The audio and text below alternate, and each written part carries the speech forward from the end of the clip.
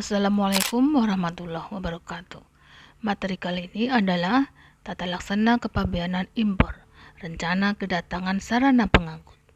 Pengangkut adalah orang atau kuasanya yang bertanggung jawab atas pengoperasian sarana pengangkut yang mengangkut barang dan atau orang, dan atau berwenang melaksanakan kontrak pengangkutan dan menerbitkan dokumen pengangkutan barang sesuai dengan ketentuan peraturan perundang-undangan di bidang perhubungan.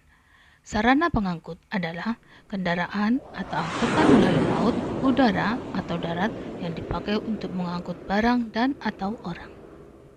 Jenis-jenis pengangkut terdiri dari 1. Shipping Company, 2. Pengangkut kontraktual atau NVOCC, dan 3. Penyelenggara pos. Shipping Company terdiri dari operator atau perusahaan shipping company itu sendiri serta kuasanya, yaitu agent dan ground handling. Selanjutnya inilah penjelasan mengenai jenis-jenis pengangkut. Shipping Company adalah sebuah perusahaan yang bergerak dalam bidang pelayanan jasa pengiriman suatu barang atau muatan melalui darat, udara, dan laut. Agent adalah perusahaan yang ditunjuk prinsipal atau pemiliknya untuk mengurus segala sesuatu yang berkaitan dengan kepentingan kapalnya, baik kapal asing maupun kapal perusahaan angkutan nasional selama berada di Indonesia. Ground handling adalah suatu aktivitas usaha perusahaan penerbangan yang berkaitan dengan penanganan atau pelayanan terhadap para penumpang beserta bagasinya, kargo, pos, peralatan pembantu pergerakan pesawat di darat, dan pesawat terbang itu sendiri selama berada di bandar udara. Pengangkut kontraktual atau NVOCC, Non-Vessel Operating Common Carrier, adalah badan usaha jasa pengurusan transportasi yang melakukan negosiasi kontrak dan kegiatan lain yang diperlukan untuk terlaksananya pengiriman dan penerimaan barang melalui transportasi darat, laut, dan udara, serta mengkonsolidasikan muatan.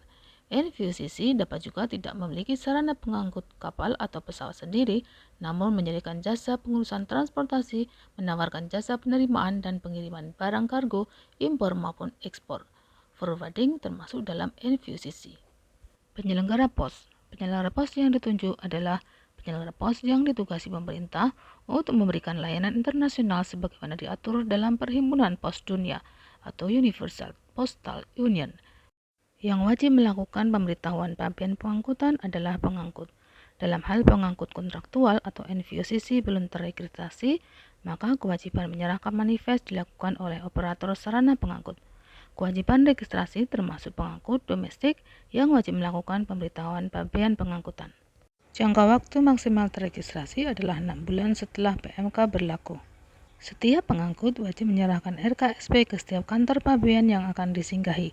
Pengangkut dari luar daerah pabean yang tidak mengangkut barang dan peti kemas kosong atau empty container wajib menyerahkan RKSP dengan data muatan nihil. Kapan saat kedatangan sarana pengangkut? Ada angkutan laut saat lego jangkar di perairan pelabuhan, pada angkutan darat saat mendarat di landasan bandara udara, pada angkutan darat saat tiba di kawasan pabean di daerah lintas batas. Kapan waktu penyerahan RKSP? Untuk angkutan laut paling lambat 24 jam sebelum kedatangan, dan jika waktu tempuh kurang dari 24 jam paling lambat sebelum kedatangan. Untuk angkutan udara paling lambat sebelum kedatangan sarana pengangkut. Untuk angkutan darat penyerahan pemberitahuan tidak berlaku. Penomoran data RKSP. Pengangkut menyerahkan RKSP atau JKSP melalui PDE, MPD, atau manual. Selanjutnya kantor pabean menerima dan memberi nomor pendaftaran. Dokumen BC 1.0 merupakan pemberitahuan pabean. Kedatangan sarana pengangkut. Pengangkut wajib menyampaikan inward manifest ke setiap kantor pabean yang akan disinggahi. Pengangkut dari luar daerah pabean yang tidak mengangkut barang dan peti kemas kosong atau empty container wajib menyerahkan inward manifest dengan data muatan nihil. Kapan waktu penyerahan inward manifest angkutan laut? Jika melakukan bongkar, maka paling lambat pada saat sebelum melakukan pembongkaran, atau apabila tidak segera bongkar, paling lambat 24 jam sejak kedatangan sarana pengangkut. Jika tidak bongkar tetapi muat, maka paling lambat pada saat sebelum melakukan pemuatan, atau apabila tidak segera muat, paling lambat 24 jam sejak kedatangan sarana pengangkut. Kapan waktu penyerahan inward manifest angkutan udara? Jika melakukan bongkar, paling lambat pada saat sebelum melakukan pembongkaran. Jika tidak segera bongkar, paling lambat 8 jam sejak kedatangan sarana pengangkut.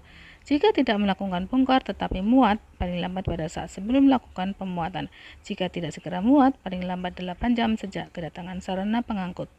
Kapan penyerahan inward manifest darat? Inward manifest darat dapat disampaikan paling cepat 7 hari sebelum kedatangan sarana pengangkut. Manifest darat dapat memuat lebih dari satu sarana angkut. Dalam hal sarana pengangkut darat lebih dari satu dalam satu manifest diserahkan paling lambat pada saat kedatangan sarana pengangkut pertama. Angkut terus dan angkut lanjut. Angkut terus adalah barang yang diangkut dengan sarana pengangkut yang sama melalui kantor pabean tanpa dilakukan pembongkaran terlebih dahulu. Pemberitahuan pemasukan dengan dokumen BC 1.1 inward. Dokumen angkut terus BC 1.1 outward. Rekonsiliasi BC 1.1 out dan in. Dokumen BC 1.1 out disampaikan ke pelabuhan tujuan berikutnya. Angkut lanjut adalah barang yang diangkut dengan sarana pengangkut melalui kantor pabean dengan dilakukan pembongkaran terlebih dahulu dan selanjutnya diangkut dengan sarana pengangkut berbeda. Pemberitahuan pemasukan dokumen BC 1.1 inward manifest. Pengeluaran ke domestik, permohonan pengangkut. Dokumen angkut lanjut BC 1.1 outward manifest. Rekonsiliasi BC 1.1 out dan in. Dokumen BC 1.1 out disampaikan ke pelabuhan tujuan berikutnya. Pada saat sampai tujuan, barang turun sampai di pelabuhan tujuan. Pemberitahuan pemasukan dokumen BC 1.1 inward manifest. Dokumen pengeluaran dari kawasan pabean BC 2.0 atau 2.3. Rekonsiliasi BC 2.0 atau 2.3 dan menyerahkan BC 1.1 inward manifest. Yang harus dilampirkan pada penyerahan inward manifest: daftar penumpang dan atau awak sarana pengangkut, daftar bekal sarana pengangkut, daftar perlengkapan atau inventaris, stowage plan atau bay plan untuk sarana pengangkut melalui laut, daftar senjata api dan amunisi, daftar obat-obatan termasuk narkotika yang digunakan untuk kepentingan pengobatan.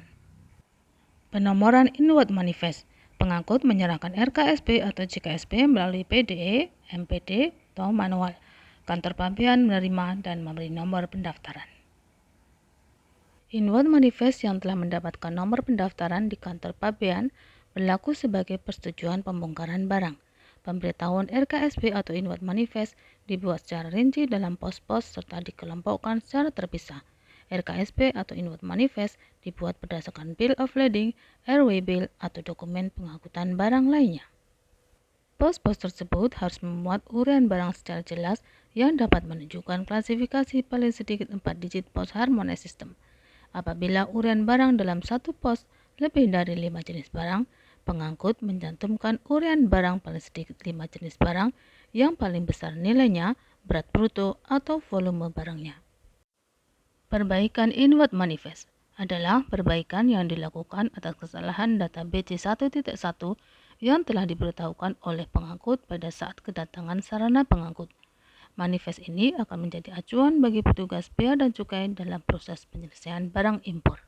Perbaikan inward manifest dapat dilakukan pada nomor, merek, ukuran, dan jenis kemasan dan atau peti kemas, jumlah kemasan dan atau peti kemas serta jumlah barang curah, nama consignee, dan atau notify party pada manifest. Data lainnya atau perubahan post manifest. Yang mengajukan perbaikan inward manifest adalah pengangkut, yaitu operator, shipping agent atau ground handling, NVOCC, dan penyelenggara pos dengan persetujuan kepala kantor. Syarat perbaikan beberapa pos menjadi satu pos pada inward manifest. 1. Pos BC 1.1 yang akan digabungkan berasal dari BC 1.1 yang sama. 2. Nama dan alamat shipper atau supplier consignee, notify address atau notify party, dan pelabuhan pemuatan harus sama untuk masing-masing pos yang akan digabungkan. 3. Telah diterbitkan revisi bill of lading atau airway bill. 4. Dilaksanakan dengan persetujuan kepala kantor pabean. 5. Tanggung jawab dibebankan pada pihak yang mengajukan perbaikan.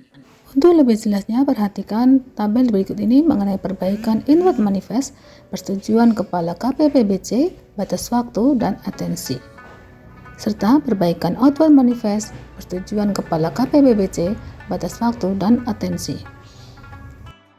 Selanjutnya, tabel di bawah ini adalah summary mengenai kewajiban yang harus diserahkan oleh pengangkut beserta batas waktu penyerahannya.